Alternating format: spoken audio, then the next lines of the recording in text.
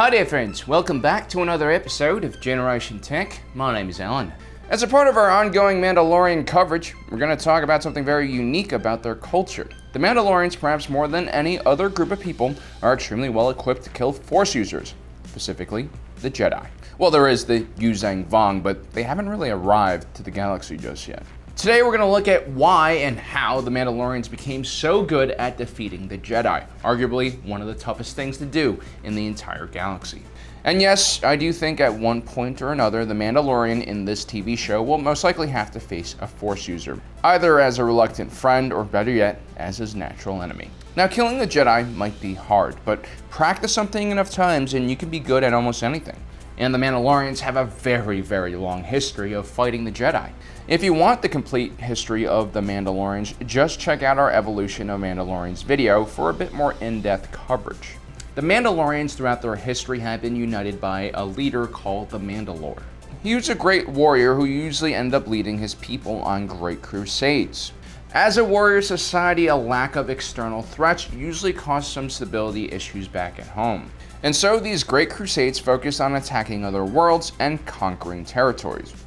In a way, Mandalorians were not all that different from the Huns or Mongols. They didn't necessarily have a huge aspiration for dominating the entire galaxy, but they did enjoy combat and were extremely crafty tacticians and fighters.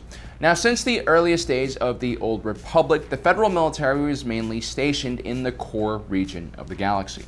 The Mandalorians' frequent invasions into the Republic usually began in the Outer Rim. And the Old Republic, as usual, was slow to put together a defense. But even the most hardened Republic troopers couldn't withstand the Mandalorians, who lived and breathed warfare from the second they were born. And contrary to popular belief, the Mandalorians didn't just win conflicts through sheer strength and brute force. They were also extremely smart fighters and learned from their mistakes.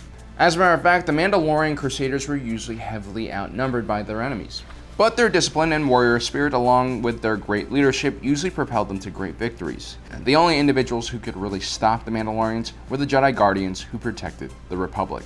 It's unclear when the Mandalorians first met the Jedi in combat. In legends, they say it's somewhere around 4,000 years before the Battle of Yavin. This is when Mandalore, the Indomitable, leader of the Great Crusade, was challenged by the fallen Jedi Keldroma in single combat. Despite having his basilisk war mount, the Mandalore was still easily defeated by the Force user. But instead of executing him, Keldroma spared the Mandalore and in doing so gained the services of the Mandalorian Crusade. Now in canon, the details are a little bit more muddied. In this version of history, the Mandalorians first met the Jedi as they continued their onward expansion towards the core of the Old Republic. The previously undefeated Mandalorians were overwhelmed by the Jedi's supernatural powers and combat abilities. But instead of fearing the Jedi and just giving up, the Mandalorians doubled down on their weapons, tactics, and technology in order to defeat this new foe. But in order to create the perfect combat system, they had to learn more about the Jedi, and the more they fought these spiritual warriors, the more they learned. Although the Jedi were trained in combat from an extremely young age, their main advantage in combat was their connection to the Force. The Force is what really separated the Jedi from normal beings, so the Mandalorians began focusing on each individual Jedi skill and finding a way to counter those skills.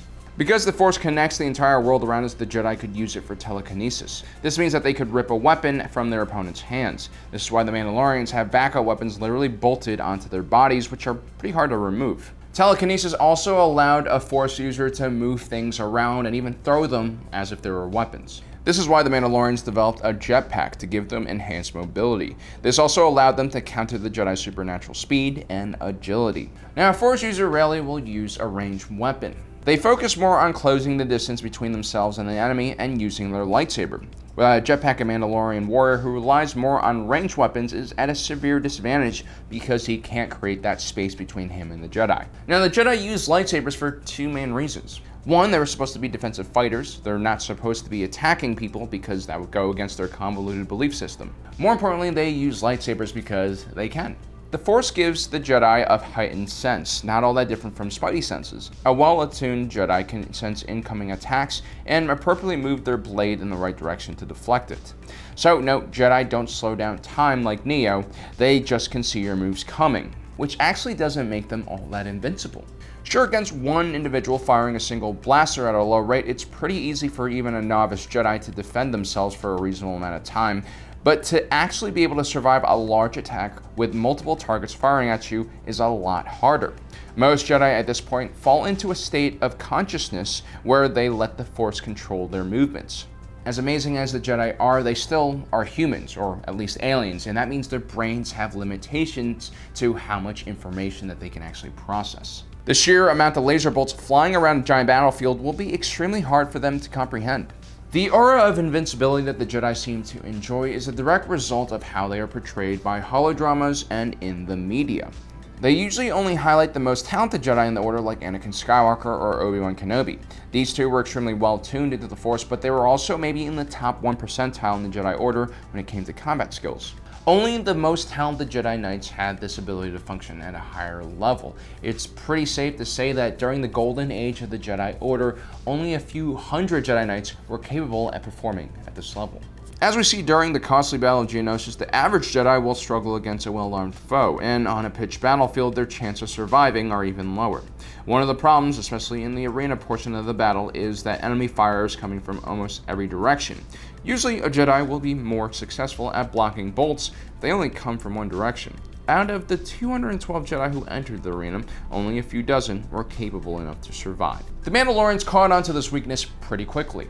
Once they figured out how the Jedi were defending themselves, they began focusing on how to overwhelm the Jedi's senses. Jango Fett was famous for dual-wielding Webstar 34 blasters. These were semi-automatic pistols that were made of an expensive DeLorean alloy, which had an extremely high heat tolerance. This meant that the user could continuously fire at a pretty high rate without the barrels burning out. The handles on these pistols were also hollowed out to decrease weight.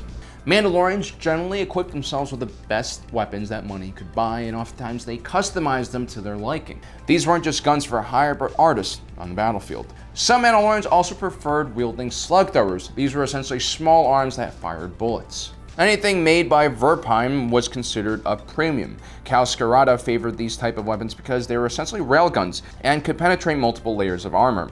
Also, solid projectiles cannot be reflected back by a lightsaber. They couldn't even be stopped by them. A lot of times, the rounds would just turn into molten pieces of metal and hit the Jedi unlucky enough to be behind the blade. Shatter guns also were quite useful because of their large spread.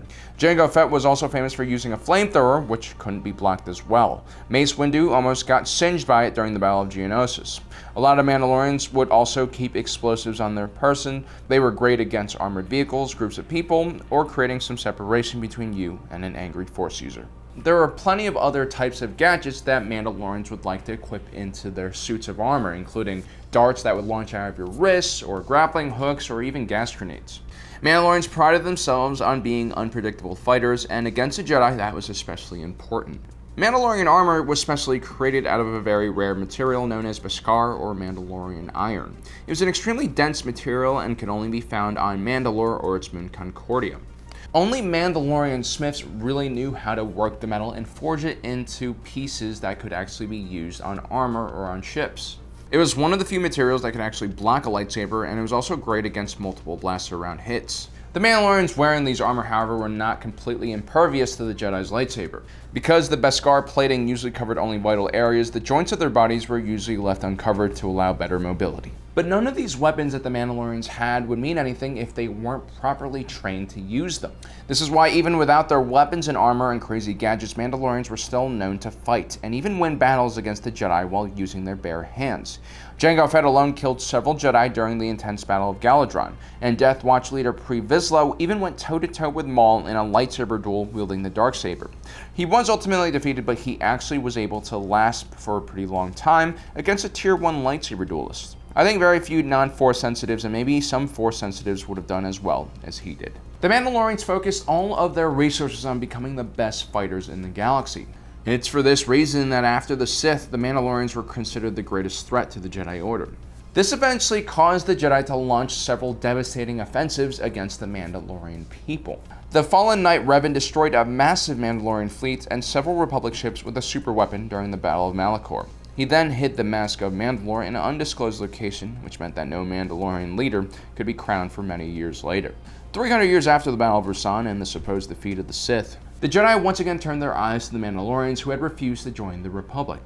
The Jedi and the Republic started a preemptive strike against the Mandalorians, which overwhelmed their forces. A fleet of Republic ships bombarded Mandalore from orbit, which completely destroyed the surface of the planet and turned it into a wasteland. The Mandalorians would never recover from this brutal and some might say unfair and unjustified attack on their home world. A faction of the Mandalorians even became pacifists afterwards, but that didn't really end well for them. You can't really have a good TV show about a Mandalorian without him fighting a Jedi. And that's because Mandalorians train all their lives to become the best fighters, and there's no other better fighter than a Force user. Well guys, I hope you enjoyed today's episode. Don't forget to subscribe and hit that notification button so you don't miss out on the rest of our awesome content. As usual, thanks for joining us today. If you're watching this, you are Generation Tech.